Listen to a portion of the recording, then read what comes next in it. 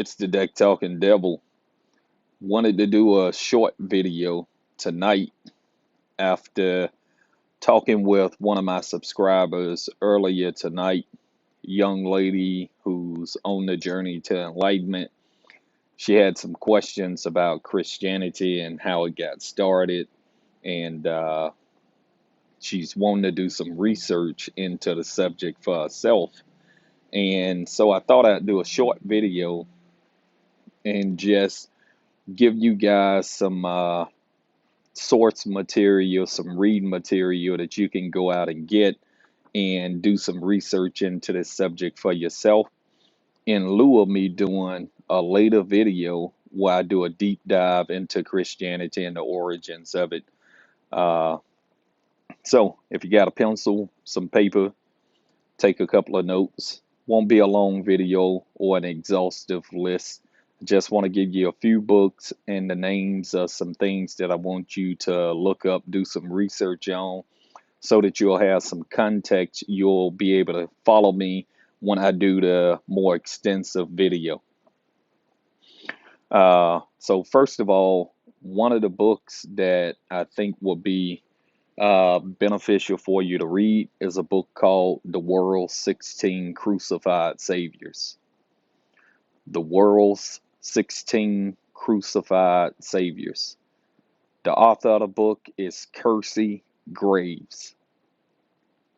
Kersey Graves. That's a pretty good book. You can get it on Amazon. A lot of these books that I give the names of, you'll need to go to Amazon or some online bookstore to get.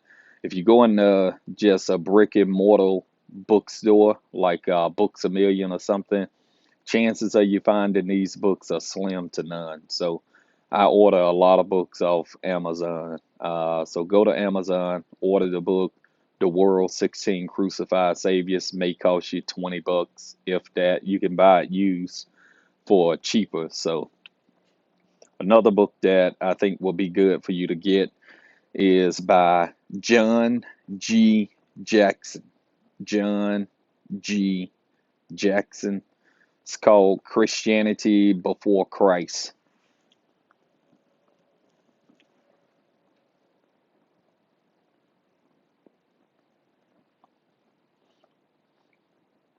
Another book is called The Pagan Origins of Christianity.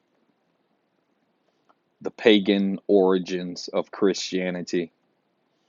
I can't remember if John G. Jackson wrote that one too. He may have. Maybe John G. Jackson owned that book as well. The Pagan Origins of Christianity. And that one's a real thin book. It's not, you can read that in about an hour. It's like 35 pages or something like that. So those three books, The World's 16 Crucified Saviors, Christianity Before Christ, and The Pagan Origins of Christianity.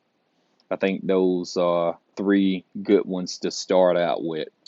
They're not very scholastic or academic. You can get some books like T.W. Dewan, The Bible, Myths, and Their Parallels, and that book's a bit more scholastic. It's a more tedious read, so I wanted to give you guys some light reading first, and then we'll get into some more in-depth, comprehensive works. Okay, so you got the books. Now the things that you need to research. There were gods to whom was attributed the same story that's attributed to Jesus long before Jesus ever came. So look up the god Romulus. Look up the goddess Inanna. Inanna. I think it's like Inanna. Inanna. Look up the god Zalmoxis.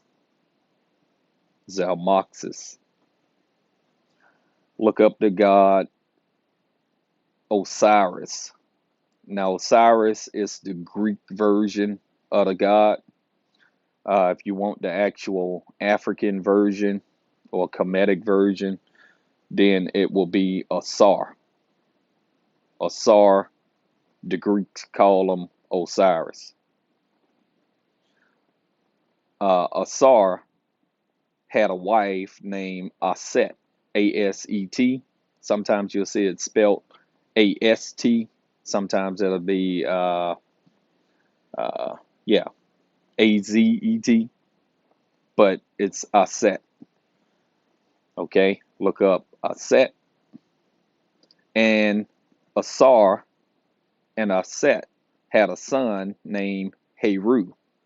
Heru is Heru.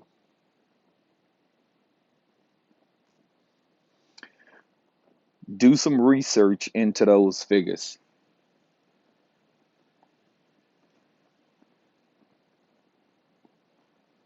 And what you'll see is that Romulus, Zalmoxis, Inanna, Asar, Heru, you start looking into these figures and you'll see, man, they were sent here by God. They were proclaimed to be divine. They were given gifts at their birth.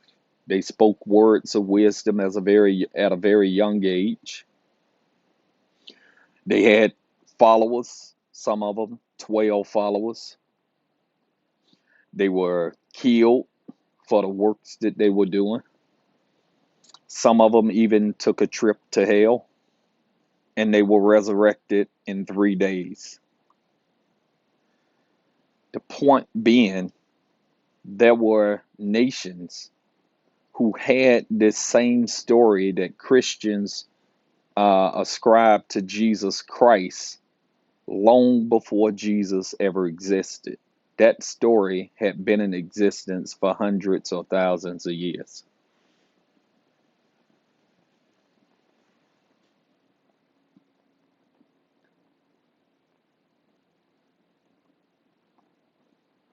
Hundreds or thousands of years, that story had already been in existence.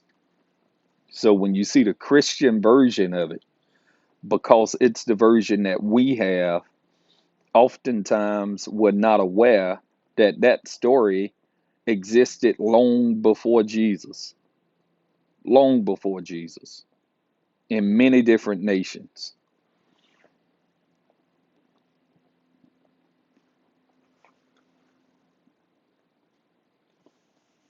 So when you hear us saying that Christianity is a fraud, it's a forgery, it's a lie, this is the context because we know that story was already around in other nations before we got the version that's presented to you in the so-called gospels.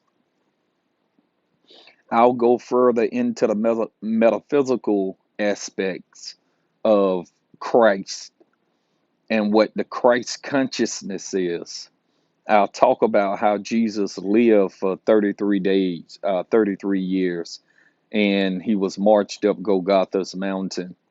He was crucified in the place of the skull. That's what Golgotha means, the place of the skull. He resurrected in 3 days. What all of this means, right? Dealing with the 33 vertebrae in the spinal cord, crossing the visceral nerve, which represents the crucifixion, at the medulla oblongata, the place of the skull, the mouth of God, going up and being anointed. When he's on the cross, he's pierced in the side, and out of his side flows blood and water, this clear liquid. All right, talk about the sacral fluid that lubricates and coats the pineal gland, which is the Christ that once awakened, you will be endowed with all power and sit at the right hand of the Father. We'll get into the pituitary and the pineal gland and all of that stuff. The 12 centers of the brain represent the 12 disciples that followed the Christ that surrounded the pineal. We'll talk about all of that stuff. Do the homework, get the books, research the gods. This has been the Deck Talking Devil. Until next time, keep learning, my friend.